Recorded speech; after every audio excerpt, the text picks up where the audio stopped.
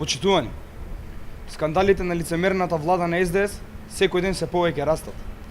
Овој пат владата ги собра шарените демонстранти во Министерството за образование. Оние кои напаѓаат за така наречената автократија, сега се дел од вистинска автократија. СДС ги изедначи работните групи на МОН со само формираните пленуми кои немаат право на одлуки, туку само на дворешна контрола на работата на Министерството. Гласните извици на шарените демонстранти да не се користат учениците, студентите и наставниците во дневно-политички потреби на политичките партии веќе не се слушаат. Долгот кој СДС го имаше кон шарените револуционери се исплека во експресно брз период. Шарените има обиди да и помогнат на СДС да дојде на власт со рушење на ВМРО ДПМН. Скандалозните протести, безсрамното боење на Скопје и нападите врз полицијата само предизвикаа страф и паника помеѓу населението. Македонија од нив не доби бенефит. Тие добија од СДС работни места од каде што можат да управуваат со државата, толку од владата и министерствата.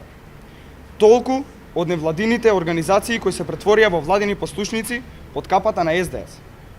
Оние шарени професори и наставници кои повикуваат да им се врати достоинството и на тоа дека училиштето не е лабораторија, откако влегоа во МОН, молчат и за промените кои Заев планира да ги спроведува во историските учебници.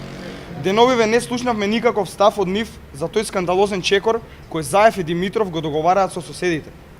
Може би од нив нема да видиме одбрана на државата, но ќе видиме од граѓаните на Македонија. Низата скандали се зголемува секој ден се повеќе. Народот е секој ден се повеќе свесен дека СДС не носи добро за иднината на Македонија.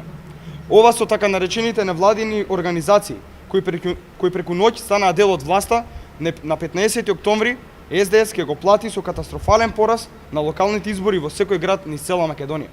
Благодарам.